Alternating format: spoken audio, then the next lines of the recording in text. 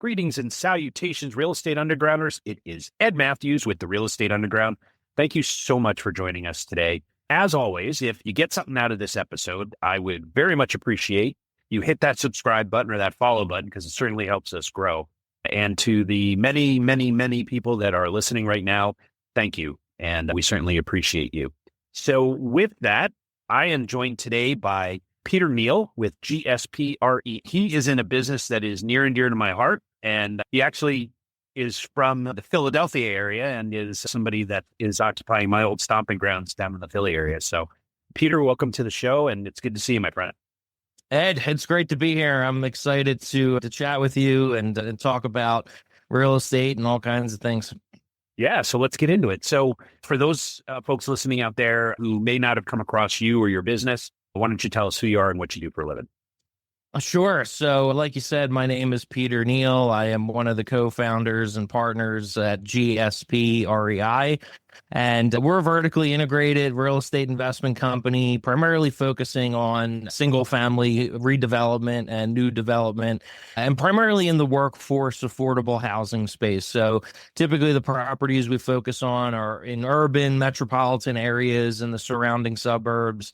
And a lot of what we do is buying fully distressed, sometimes you hear the word blighted, the type of properties, dilapidated homes, that kind of thing. So something we can pick up at a very significant discount to market.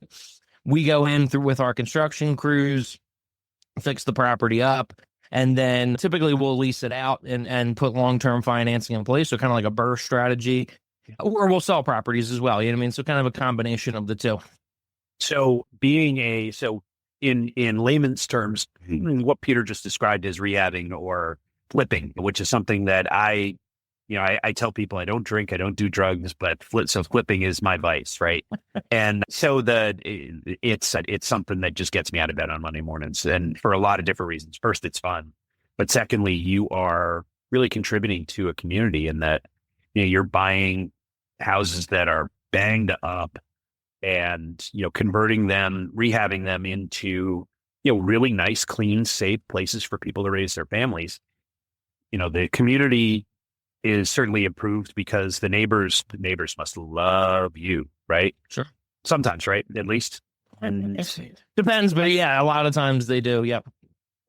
And, obviously the city loves you or the town loves you because now they're putting something that was on their tax balance sheet, on their master list or grand list to something that they can actually charge market rate, in terms of their own tax income. So the cities, most of the time the cities are willing to play along if you've got a good reputation. So congratulations on an amazing business that you're building.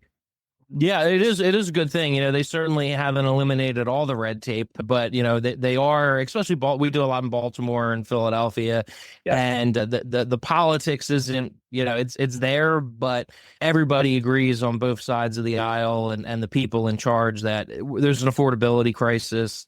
There's people that need an affordable, clean, safe, quality place to live. So if you're producing that, if you're bringing that to the market, they tend to want to get behind that and help, as much as they can, that kind of thing. Yeah. So sure, why wouldn't they, right? A few weeks ago, I interviewed a gentleman actually lives in your backyard, Marcus Thomas. And so he is a developer. He does a lot of opportunity zone in Philly. And, okay. The name sounds familiar. Yeah. Offline, I'll get you guys connected because you two should know each other. And so it's interesting that, here in Connecticut, where I'm based, there are anywhere from 30 plus thousand units behind where the state of Connecticut needs to be in terms of affordable housing. And, and we're a small state, right? I mean, I think nationwide, it's depending on which economist you talk to, it's, somewhere between 3.5 and 5 million housing units. Yeah, I've seen it as high as 7. I think, was it Freddie or Franny? One of them just came out with numbers. I think they said the shortage was around a little over 3.5 million or so. But yeah, I've seen the numbers as high as 7 million, especially on the real, the low to moderate income, more on the low, end of the spectrum income type housing. So, you keep, it seems like that number is getting larger, it's not getting, we're not cutting it, unfortunately. It's getting larger in a lot of ways. I mean, the the fact is, I mean, you got, families like mine, for instance, who, we're in our 50s and, our kids are now in college or graduating from college or just have graduated and they need housing, right? And they're broke. Yeah. Right. Yeah. And so, my oldest is going to move back for a little while, but, I fully expect her, and we've had this talk, that, within a defined period of time, she's going to save up her money and go buy something. Here's the challenge here in New England is that, just Middlesex County where I live, right? Average house here is starter home is $390,000. Right. So in order to afford that, you need to make 125 to 130, either as a couple or as an individual. And there aren't a lot of people who are making that because the average income is $76,000. So unless you are, in a partnership or, some sort of marriage or whatever, you're living with a boyfriend, girlfriend, whatever, it's really hard to afford housing here. And on top of that, you've got, the challenge of folks, because property taxes are wild here in the Northeast, that you've got elderly folks who are being aged out because their tax bills are growing to be larger than their original mortgage. In fact, I already have. Yeah, no, so, I just got the Freddie Mac study this morning. Came in my email from a Resi Club, which if you're a data person, you should definitely follow Resi Club, especially on the residential side. It's amazing. But it was a Freddie Mac study. It looked like it was like 3.5 million housing shortage they estimate, and it was another like interesting part of it is they were estimating that was like 1 million new housing formations that didn't happen because of the lack of affordability and the lack of housing supply. So that's unbelievable. I mean, that's a lot of people who are staying at home, and continuing to live with the parents and that kind of thing, and saying, they haven't started a family, they haven't moved out, because of affordability. So it's the housing affects so many other aspects of your life, with work, your personal life, your family, where you go to school, the opportunities that you have, access to healthcare and things like that. It's not just where you live, there's all these, it has tentacles that reach into a lot of different aspects of your life. Yeah. I mean, and it's down to the core, self-worth, right? Why can't I afford a house? What's wrong with me? Well, there's nothing wrong with you. Sure. The system's broken, right? And here's the thing. I saw 4 or 5 different surveys that came out over the last 30 to 45 days that are saying that the housing market is going to continue to grow. Yeah. No, definitely. I mean, that's another study that I just saw. I don't know if it was last week or so. I think it was out of Sam Resi Club. I follow that, anytime I get an email from them, I stop and read it. I flag it and go back to it. I think it was 16 of your major, Goldman Sachs and, the different, companies that put out these, forecasts and things like that. And I think it was 15 out of 16 of them have the residential market, increasing over the next, continue on. I don't know if it was 5 years or whatever it was, or over the next year. So, a lot of it just comes down to supply and demand at the end of the day. It's just there's been a lot of, interest rates and land cost and construction costs and things like that have affected the amount of new units coming online, especially in the single family space. Even on the multifamily side, there was a massive boom, but I think it was over the last year or so, new starts were down, permanent properties were down, all that kind of thing. Yep. So that's all affecting new supply coming online. And I think the only thing that's really going to solve that issue of housing prices and rents and things like that continuing to rise is more supply. And this was something that came up in the election and, with Harris and Trump, talking about, different ideas. So it's on a national, it's people are talking about it all over the country on all different levels. I hear it when I go to local, planning meetings and events and things like that. So it's on a local level, state level, federal level, trying to find ways to solve this problem. And I think, it really comes down to supply at the end of the day. We need to find ways to bring more supply to the market. And we look at it from two different ways. You have to redevelop existing housing stock. A lot of times that can happen a lot quicker because there's a lot of red tape involved in the development side, especially if properties aren't zoned correctly and all, and they need zoning relief. And, there's the whole not in my backyard movement and things like that when it comes to, it's just things that put pressure on creating more affordable housing, creating just more housing in general. You don't see like, small multifamilies, duplexes, triplexes, things like that being developed and stuff like that. So it's a crisis, and I think it's good that people are talking about it, because eventually you think and people have been talking about it for a long time, but it seems like it's more and more and more in the headlines. So we'll see what comes of it. I think there's a lot of opportunity in the space. As an investor, I think you can. Like you said before, you could do something impactful for the community. It's very satisfying and fulfilling to see a property go from, dilapidated, falling down, just kind of a drag on the community, on the property values of nearby homes and things like that. Because we deal a lot on streets where there's people living there. I mean, they're raising their family there. I mean, they got a nice house. They're, when this time of year, there's Christmas decorations outside. They decorate for Halloween and fall and things like that. So, and then there's, a couple stores down, there's a vacant home. And I mean, so like you said, it's like it's good for the community. It's good for property values. It's good for the schools, all that kind of stuff. So it is very satisfying to be able to see those properties, redeveloped and looking nice and provide, back kind of in service, doing what they're meant to do. But there's a lot of misconceptions out there, from with investors, and what they think about the areas and the investors and the return and things like that. And there's a lot of misconceptions politically and locally with people, when it comes to how, new development's going to affect, where they live and traffic and all that kind of stuff. And some of it's, it 100% makes sense. I live in a town where there's been a ton of development. It definitely have felt, traffic effects and things like that. But there's a positive to it as well, and it's finding that balance and it's education on, what the issue is, and then what are the solutions, and then balancing, because there's not one thing that's going to fix it all, and there's not one entity, that's going to fix it all either. It's not like, everything's going to happen on the public side of the spectrum, or everything's going to happen on the private side either. So it takes both parties coming together. Yeah, it's, that Mark, going back to Marcus and that conversation, it was a public-private partnership, right? Mm-hmm.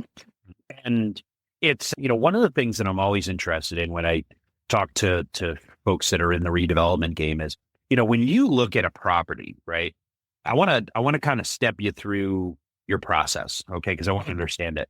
So in terms of finding these properties, like what are 2 or 3 ways that you typically are finding these properties? Let's start there. Yeah. Stay with us. We'll be right back. A motivated seller just filled out your web form. If you call back within 5 minutes, you're nearly 4 times more likely to get that seller appointment. But delay your follow-up by even just 10 minutes? Forget it. You're toast. Ella Vista Connect calls that lead back in 60 seconds, qualifies them, and schedules your meeting. Find out how much slow follow-up is costing you. Free calculator at ellavista.com/underground.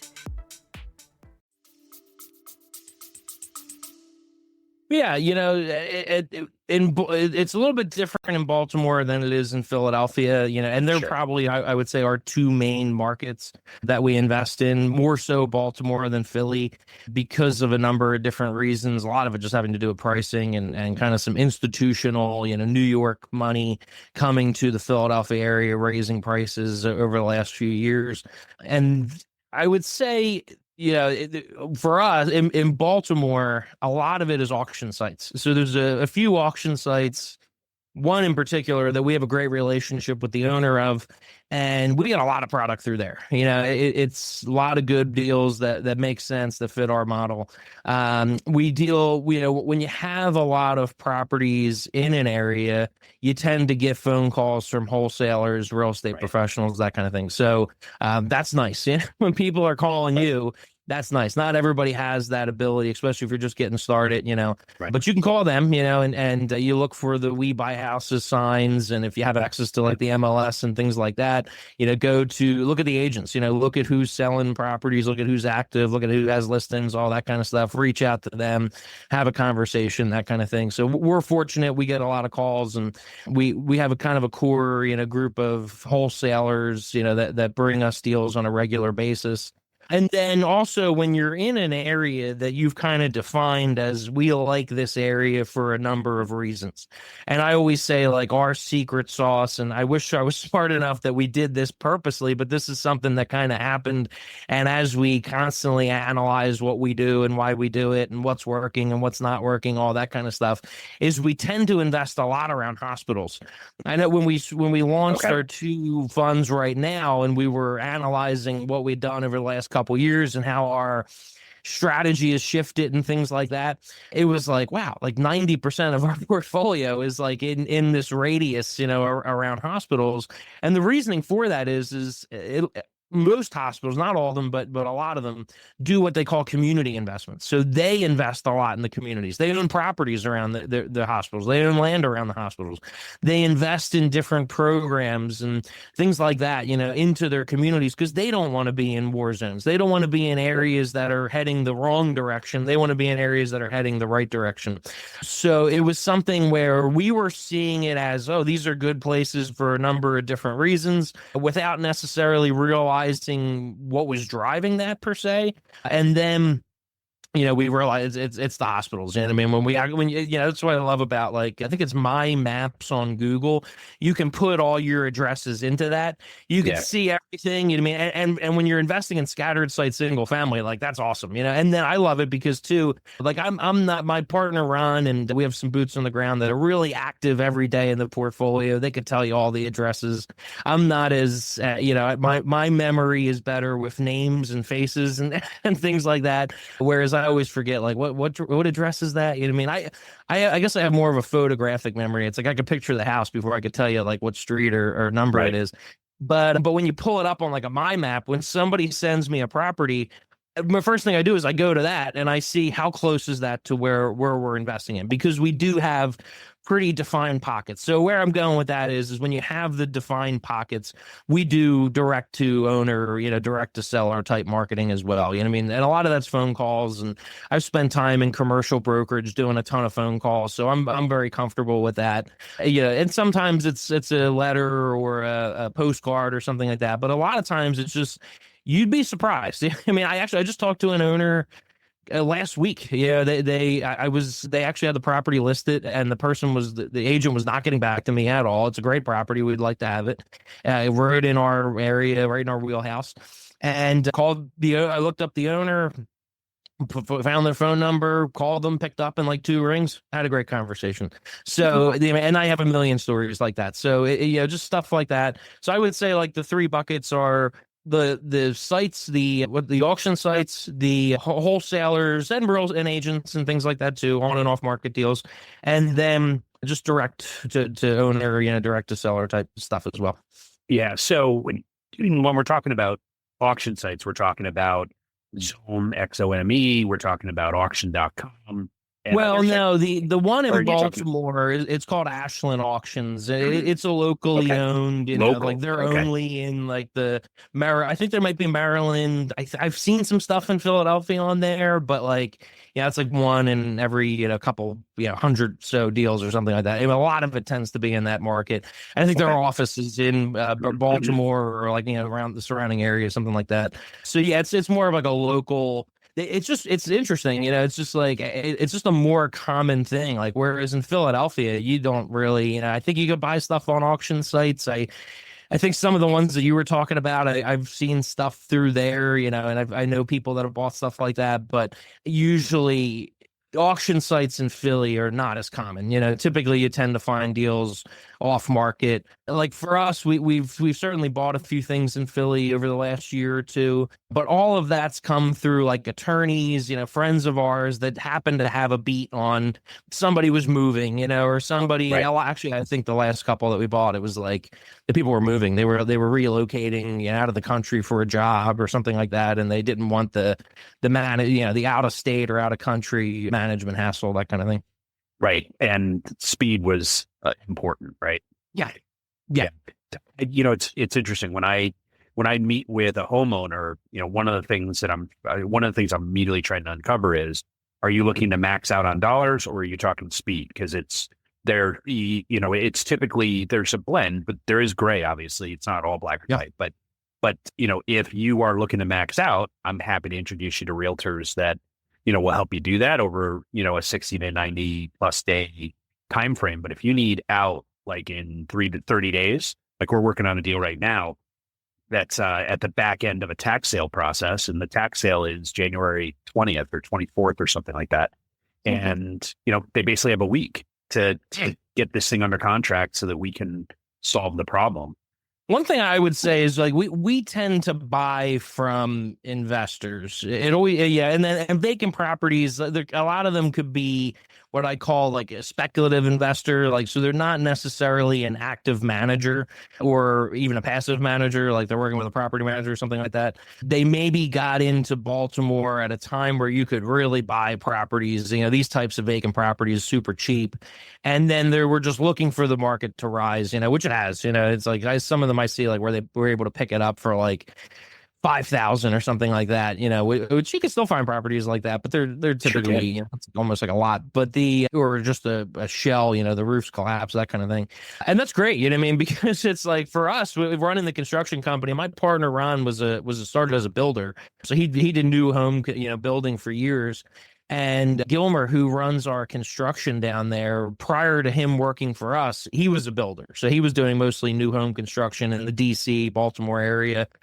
So that's a core competency for us. So for something like that, where it's like we can buy it, like our buy box is typically, we like to be acquiring for 30,000, putting about 100 into it or so, give or take. So typically we're all into a property for about 130,000. So look like? That's right now. God, it's up to like 210. It's like we're like blown away. And I mean, it used to be we used to be all in for like 100 to 115. ARV at that time was like $165 to $185. And then market's gone up, now we're closer to like we're all in typically in that 115 to 130 range, give or take. And then ARVs on the low end, 185, but like most stuff we're seeing now is in that 210, kind of range, with most of our properties falling under like 250, which is really nice. Because that is a like what's the word? Like a scarce commodity. We're not building new homes for valued under at 250. It's I think I saw numbers. I've used it in presentations before. Usually I have it in front of me, but I don't. It was like less than 3% of new homes built year over year. Like back in July, it was like less than 3% of them were valued under 250. So it's like that's like a scarce commodity. Like we're not creating more of those. So because you can't get the land cheap enough, and the construction costs are up. Especially if you're GCing everything out and things like that. Right. It's just not feasible. So that we do value add stuff as well. But it's nice from a cash flow management perspective when you buy a few properties every now and again that have cash coming in on day one. It kind of, like it's like buying like a multifamily or like a little, something like that, where it's like you have a few units, they're probably undervalued rent, because our rents are on average are going to be, for a 2-bedroom, probably $1650. A 3-bedroom is going to be $1650 to like 7, upwards of even $2100 or so. $2,000, $2100. So you sometimes will pick up a value add. So that's usually like a retired or a tired landlord, because there's a difference, Some are just spending time with the families or going down the shore or something like that. Others are like, I've had enough. Like they weren't prepared for whatever reason, or they've just done it long enough and they want to do something else or something like that. But, and usually, and then like you get a rent that might be 900 to 1,500, something like that. So it's undervalued. And then you have the choice. I mean, it's bringing cash flow in on day one, which is nice. And you have the choice when a lease comes due, if you want to end and go in and add value and maximize the ARV and maximize the rent, or you can ride it out depending on where you're at in your portfolio, that kind of thing. So it gives you some options. But for the most part, when you do things the way we do it and with the in-house construction and the scale, buying those, blighted, dilapidated homes, it's pretty cookie cutter. We were talking about this, in chatting beforehand. It's what you're doing. It's almost like you're rebuilding within the four walls. I mean, so it's like practically new construction, but it's within those four walls. So the guys know what they're doing. I mean, they know the demo process. I mean, they know the framing, the flooring, the windows, the kitchens, all the appliances, tile, floor, you name it. You know what I mean? Like we do a lot of bulk purchases. We do construction outside of our entities as well for other mainly investors, some regular homeowners, things like that. So, we can buy in bulk. We never just buy like one refrigerator or something like that. I mean, we even have warehouse space where we store product and that kind of thing. So, which is great, because you can get good pricing that way. But for the most part, it's like the same stuff going into these properties. So that helps on pricing, helps on, but just it helps with the guys being able to put it in, being able to install it, do it quickly, do it right, all that kind of stuff. And the only really variations you'll see for us is if we get a really good discount on floor, hey, this flooring is, we're discounting it down to this or this tile or something like that. But the quality has to be there too. When you're going to, quality needs to be there no matter what. I see that on the construction side where we'll work with an investor or something where they're like, well, it's a flip, so it's just going to be like and it's like, we don't operate that way. Yeah. I mean, it's like, it's unfortunate people do operate that way. And a lot of times they operate that way because they didn't purchase right. They overspent and now they got a budget, to something that makes sense, so they make some money or something like that.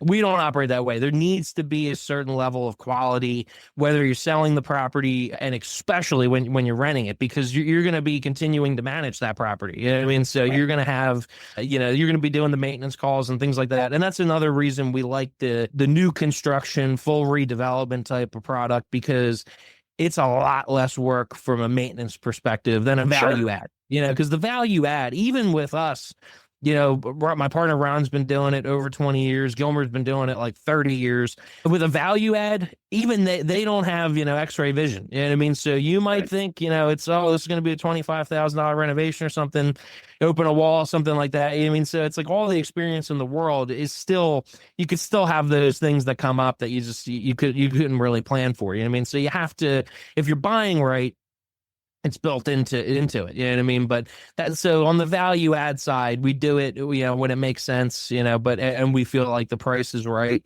and then you have a pretty good idea, factoring in the unknowns, adding a certain percentage above that kind of thing. But it's just for a lot of reasons, those fully distressed. The other thing I noticed too, I'm like blown away. I get these wholesaler text and calls and things like that. They'll send me something. They'll be like, oh, well, this property's pretty bad. You're probably not interested. It's like, that's what I want. But it always interests me how many investors aren't looking at that kind of stuff. And chances are it's because they're using a general contractor, and the construction part of it is going to be a pain point for them. You know what I mean? It's going to be constant stress and worry. Are they coming? Are they not going to come? They showed up for a week and then they disappear, and all that kind of stuff. So I understand why investors don't necessarily gravitate. They want more of the lipstick type stuff. I mean, something they can go in, new flooring, throw paint and appliances and call it a day. But for us, it's like, no, we want something we can go in, fully redevelop, and then either, put long-term financing in place and manage, or, just sell for a markup. Yeah, we operate the same way. I'm not interested in cutting corners. My worst fear is seeing a house that we rehabbed on the news someday because something bad happened, right? Sure. No, and people are going to call you. Yeah, I mean, if you have issues and things like that, we've done that before. I mean, we've had properties where there was an issue with whatever, nothing had nothing to do with us. It was like a lemon of an HVAC or something like that, or something, and we go, we fix it. I mean, it happens. So yeah, I mean, most people they're gonna call you, I mean, or if they don't, they're going to complain about you online or something like that. And for me, that's like.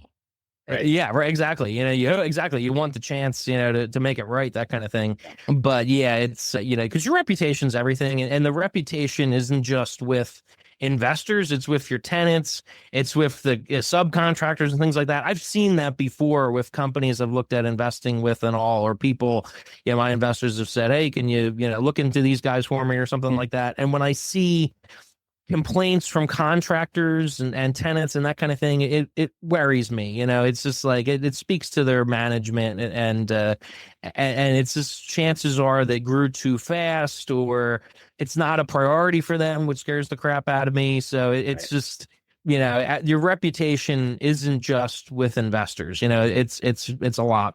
It's much further beyond that. Couldn't agree more. Yeah, I mean, even with relationships with town officials, because they can either make your life very easy or very difficult. Yeah, inspectors and you name it. Right. Okay, so let's get on to our final five. Cool. I want to, I love to use this to kind of help get to know you better and see how your brain works. I put you through this lightning round, and we'll see. Exactly. You got the gig, so it's okay. So first thing I want you to do is finish the sentence. My purpose is. Yeah, I would say my purpose is providing a really great experience to our investors, to our tenants, to our employees and the contractors we work with and stuff like that. My foundation was in investor relations and raising capital. When I started my real estate investing career, I took a job in sales and marketing at a real estate investment company. Very quickly translated that over to the investor relations side and raising capital. So, providing a really great experience to the investors was something that was just super important to me, and something that I could see was an opportunity to stand out from the crowd. And just in general, that's just something that I value, like I just said before, kind of a good transition from what we were just saying into this question. It's something that I take very seriously, that I want to see when I make investments and when I deal with anybody in any kind of sales, anything I'm buying or any experience I'm doing or anything like that. So hey, I would just say that's where it comes back to. The other thing too is our slogan that we've adopted recently has been redeveloping with essential homes for essential workers in essential communities. So like you said, about drives you to get up in the morning. I love what we do and the impact that it makes. It's you can make a great return, you can make a great living doing it, but there's also almost like a philanthropic part to it as well. When you're going into underserved communities that are essential, there's the housing that they provide, the opportunities that they provide, the healthcare, you name it. It's like we said before, it's on so many different levels that they provide. It's essential, and the people that we work with, a lot of them work in bread and butter type industries. We deal with a lot of nurses and things like that because of our proximity to hospitals, but, people that work for the city and in different, faculties and things like that. So just, good people that are doing essential work for the community and that kind of thing, to be able to provide great housing for them and to be able to provide a great experience. Because I think that's really important in this space, and that's one of the reasons we're vertically integrated and we want to continue to be and grow responsibly, is that you don't create a monster, because I think a lot of people have, from personal experience with other things and that kind of thing, but also we're just seeing, reviews and things like that online. And when you're a landlord and you're managing properties, you're always going to have issues. You're always going to. I've always had issues.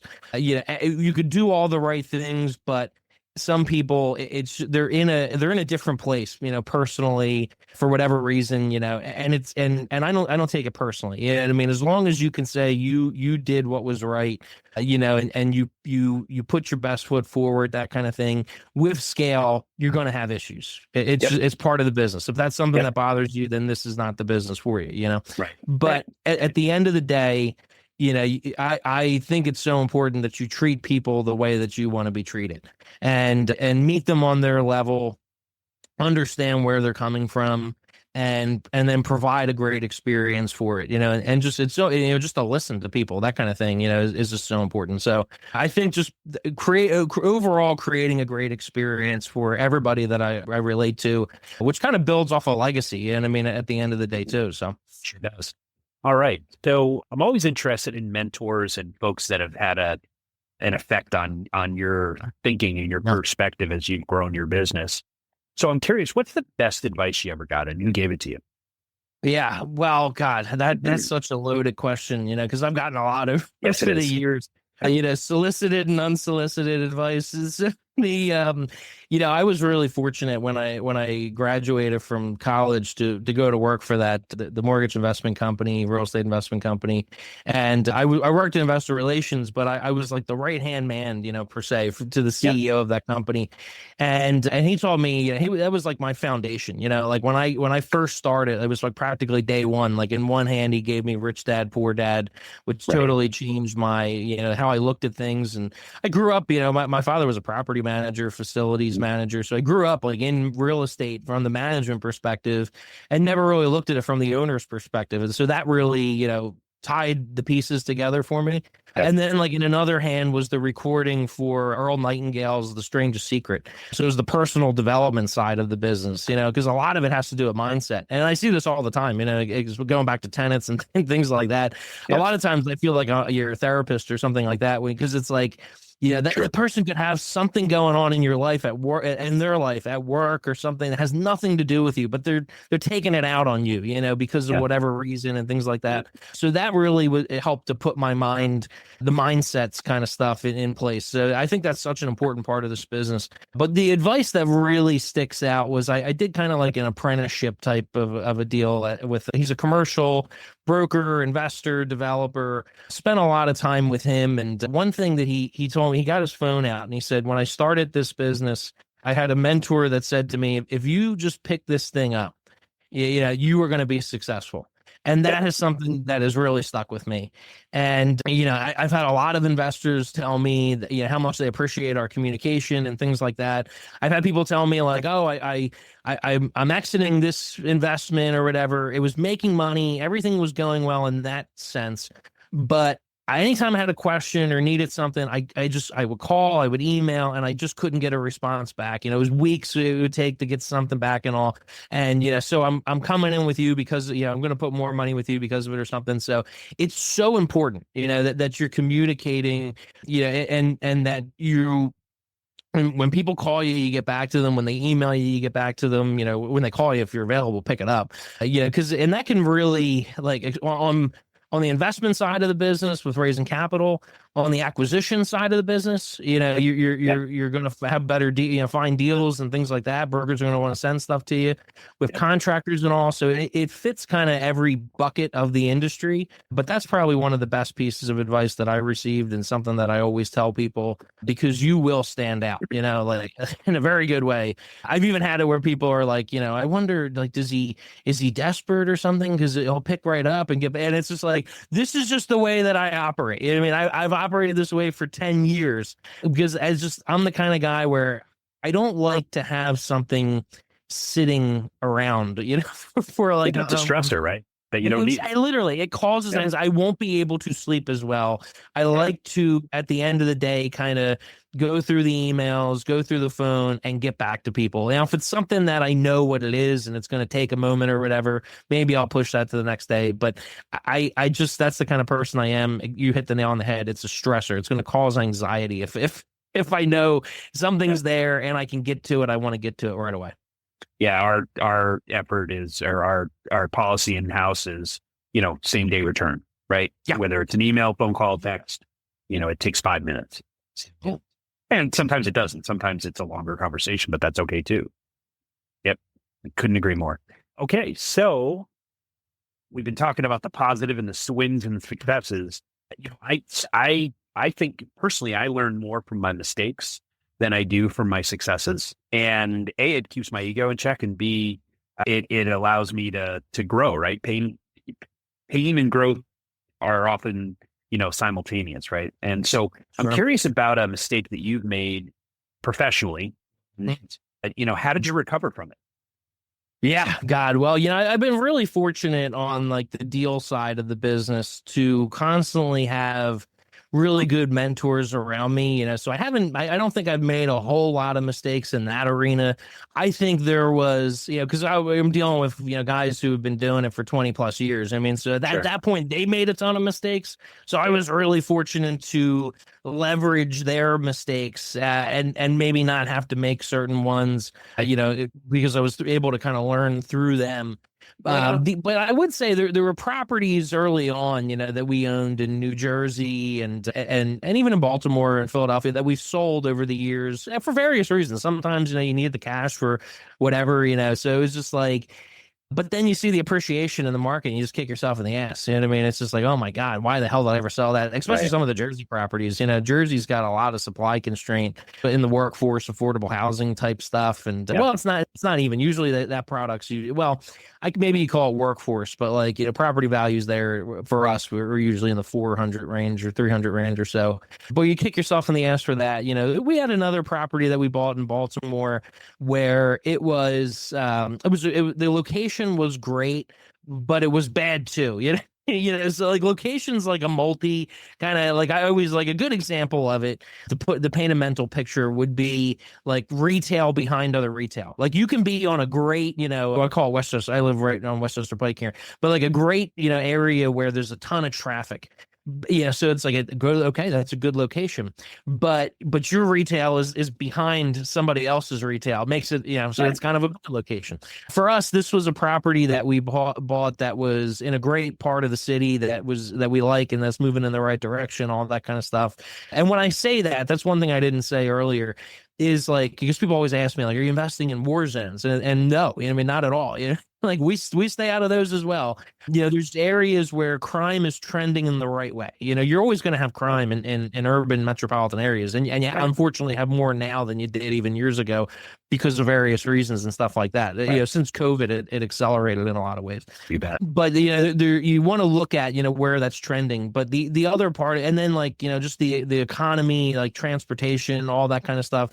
But another piece of it is are there regular people buying in those areas as well? Because in war zones, you tend to only see investors buying. There's no regular mom and pop type of a person buying. So we only want to be in areas where we're seeing a healthy amount of purchasing going on and selling going on by regular homeowners. But we like the fully dilapidated ones because then you typically don't compete with them. The average person isn't going to buy a home that needs $100,000 worth of work. But anyway, so we bought this property, great location, but it was right near a bus stop. And, we thought, wouldn't be too much of an issue. And it was, it was like, we could always have at least, really, it wasn't a problem there, but there was always issues. It was just one of those properties where we're getting phone calls all the time because there's people at the bus stop. It's like a transient area. So, and then there was somebody did something. They set a freaking fire in the garage or something like that. It was like, okay, they crossed the line. It's gone too far at this point. So we ended up selling the property. And I think the purchaser was an LLC. I don't know. I think they were turning it to a commercial use or something like that. But it was one of those things that goes back to our, it was a failure and it was a mistake in the sense that, we typically want to buy for a long-term hold, but it was something in the sense that we always look at properties as, can we hold this long-term as a rental? And do we see a benefit? Do we see appreciation long-term? That kind of thing. Is it heading in the right direction? Everything I was just saying. But if we do want to sell it, can we also sell it right now? You know what I mean? That kind of thing. So we were fortunate to be able to sell it. We made a great profit on it. And I think it was like an LLC that bought it. I think they were turning it into some commercial use or something like that, which was probably perfect for it with the way that where it was located, that kind of thing. So something like that, you know, you live and you learn. But then, like, obviously we're fund managers. I mean, so structuring funds that satisfy our goals, you know, long-term goals, short-term goals, and then, you know, also satisfying investors, because there's constant, when you're managing funds and you're structuring funds, it's always that blend for what's good for the deal, but then what do investors want, you know, and trying to get that as close as possible. So we've had various funds over the years, you know, where we had two different funds doing similar things, and we combine them together, you know what I mean? So there's been things like that we've learned from, that we continue to learn from, and we'll continue to implement in future funds and things like that as well. So I'm a big believer in constantly looking at what you're doing, what's working, what's not. So yeah, it's I could go on and on about that story right there. Yeah, and at some point I'm going to make it, because, you know, one of the other things that I'd love to get into, although we are tight on time right now, is your funds and how you operate them, how you raise money, and all that. We'll talk offline about that, and maybe we'll get you back to come to just talk about that. So, with regard to sharpening the saw, so to speak, you know, leaders almost universally are readers in some way, shape, or form. They're always taking in new information. So I'm curious, you know, how do you take in information? What's that book, virtual or physical or otherwise, on your nightstand, and who are you paying attention to? Yeah. Wow. Yeah, that's a good question. I'm in ULI and NIOP, you know, like the industry networking kind of, what do they call those? Like industry groups. NIOP's big for developers, and ULI is too, and investors, that kind of thing. A lot on the commercial side of the business as well, which I always like to be dialed in on that, because I do so much on the residential side. You know, I'm always like to know what's going on in the commercial space. Investors I work with typically are invested in commercial, so it's good to know what's happening. And I think every portfolio, a balanced portfolio, needs to have both. You know, same with like lending and that kind of thing.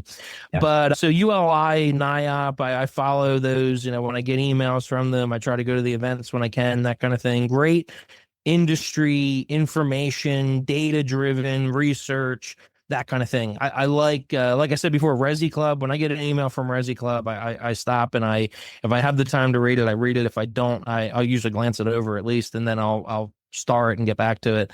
I love Resi Club, great information, especially for, you know, residential type stuff. Jay Parsons is one, you know, when I see his stuff on LinkedIn and all, I usually stop and read it right away. Just good, you know, data driven information. You know, I think understanding the macro stuff is important, you know, from a trends perspective, stuff like that. It's one of the reasons I like workforce affordable housing, is because it's something that I saw as an investor. It's going to be around for a while. You know, it's kind of isolated or insulated, whatever term you want to use, from a lot of the cyclicalness of real estate, especially on the single family side, because of the financing. We don't utilize commercial loans and things like that, so they're not recasting. You know, they're long-term 30-year fixed type stuff. So I think, you know, they're kind of the main ones. And like a book that I constantly go back to, and if you've heard me on podcasts before, I always say it, is Win Friends and Influence People. You know what I mean? That's literally on my nightstand. Like it's on like a stand next to the nightstand. But I just go back to that all the time. You know what I mean? It's just something I like. How they have like little summary kind of little things that you can look at it quickly. And because I just think I look at real estate as capital, acquisitions, and execution. Pretty much everything you're doing is going to fall into one of those buckets. And no matter which bucket you're in, or if you're in all three of them, or, you know, you're in a combination of one or two, whatever it is, your communication, your transparency, the way you talk to people, you know, the way you negotiate, you know, I kind of like to joke, you want to be the nicest son of a bitch in the world. You know, you can't be too nice. You know what I mean? I know people who they try to raise money, and it's like they're too nice. You know what I mean? They're not, you know, you got to be stern at the same time. You know what I mean? They probably aren't giving off an authority type of a thing. You know what I mean? Where it's like, you scare me with managing contractors, or you scare me with managing tenants, or something like that. You know, you got to blend being nice, but also you can't let people walk all over you either. You know, so and I always think it's funny, like, when you run into issues with communication and, with somebody or something like that, it's like when you're dealing with an investor, it's like, what kind of manager do you want managing your properties and your portfolio, that kind of thing. You know what I mean? So I think that's very important. You know what I mean? But yeah, communications, I mean, you name it. It's a good resource for it. Excellent. All right. I'm always curious about how people define success. So how do you define success in your own terms? Yeah, that's a really great question, because I think there's like a short-term aspect to that, so as long as I can hit the bed at the end of the pillow or I can hit the pillow, every night and say, I did what I could, and I had a great day and we raised some money. Our deals were moving along, from a construction standpoint. I mean, we're always having those conversations of, what are we purchasing? What money's coming in? What are we purchasing? It's that dance between capital acquisitions and execution, and then, are we providing a great experience to the tenants while we grow and all that kind of stuff? Are we continuing to provide a great experience to our investors as we grow, that kind of thing? The people that work for us, we're really fortunate to have a great team around us and have people in place on the construction side, on the property management side, bookkeeping and the accounting side, that kind of thing. So are we treating them well? Are they getting the love and the attention and the respect that they need and they deserve, all that kind of stuff? So yeah, that's kind of what, at the end of each day, that's success for me, and then from a long-term approach, it's continuing to move in the right direction. I'm not somebody that looks at it as, I need to have $1 billion under management. I used to work at a place where they would say that a lot. You know what I mean? It was like the BHAG, the big, hairy, audacious goal, $1 billion under management. Which is great, and I respect anybody with that opinion, right? I mean, with that goal, right? I mean, I wouldn't say it's not on my list of things to do, but I think what's even more so important is the experience you provide along the way. And are you profitable? You know what I mean? Because you can have $1 billion under management and not be profitable. You know what I mean? So it's just like, you need to be profitable. So it's like sometimes, and coming when you have older partners like I do, I'm 32, my partners are 52, 51, there is a good balance there. You know what I mean? Like, not that there isn't, issues with it as well. You know what I mean? But there's a great balance to it. You have the balance, like me, who's like younger, wants to do 1,010,000 things, with them who are a little bit more, they know what they want to do, and they're defined in that sense and that kind of thing. So it's, there's a balance between the short term and the long term, but the long term, just moving in the right direction, profitability, and creating a great experience at the end of the day, where you've built a brand and a company. Because that's another thing too. Like, we look at things where we're not just building a portfolio, we're building a company as well. And I think that's a mindset that it's not right for every investor. But if this is your full-time job, then you need to think of it that way, because there's a lot that goes into that. And that's a big part of what I do, coming from a firm that was like a small boutique firm that was going very corporate, and brought a lot of consultants in and things like that. So like, corporate strategy is a big part of what I do, and the structure and all that kind of stuff, and what to focus on, and short term versus long term, all that kind of stuff. But very long way of saying, as long as you're heading in the right direction, as in, getting larger, the scale is important in a lot of ways. So. Got it. All right. So good answers. I appreciate the way your brain works, and it's interesting. If everybody thought the way you did, the world would probably be a little bit better. So, but I got really good parents. That's my foundation right there. Really fortunate to have really good parents. And my mom was a Catholic. She retired, but she is was a Catholic school teacher for 30+ years. So I think I was raised right, and that comes in handy. Yes, it does. So speaking of your family, when you're not raising money or fixing blighted homes, what do you like to do for fun? Yeah, well, you know what? She came up on my screen there, the beagle. So I have a beagle. I got her during COVID. That's my world in a lot of ways right now. I have a ton of fun with her. She's a blast, and she's a good balance. You were talking about your dog before we got on. She's probably laying on a sofa somewhere too right now. Yeah. But if the doorbell rang, yeah, she'd go insane. PREI stands for German Shorthaired Pointer Real Estate Investments. And we named it after the dogs. If you look at our logo, you'll see the dog in the logo. So it was one of those, like, we didn't want to be typecast into any one thing. You know, we like what we do, and we're going to continue to do what we do. And like I said, I think it's going to continue to make sense for years to come. But it was something where, you know, my partner Ron has two of them. My other partner Wade has one, and he's had him his entire life.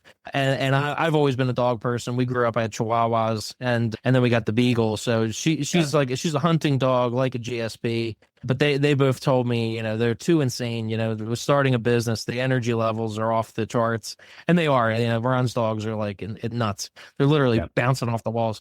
So, but we named it GSP because we really felt like they represented our brand well, and just our overall attitude and the way that we show up. You know, they have a lot of energy. They're hunting dogs. They're very focused, very loyal, you know, that kind of thing. So we felt like that represented who we were in a lot of ways, and kind of the attitude that we take to the business, and just the overall kind of aggressiveness, but friendliness, pleasantness, all that kind of stuff as well. So that was why we called it that. But yeah, so I spend a lot of time with her. You know, at the end of each day, I usually take her for a walk. It's a great way to kind of, clear your head, that kind of. And then I do spend a lot of time with my folks. You know, they're older now. They need a lot of help and stuff like that. So that's great. And my brother just had a baby.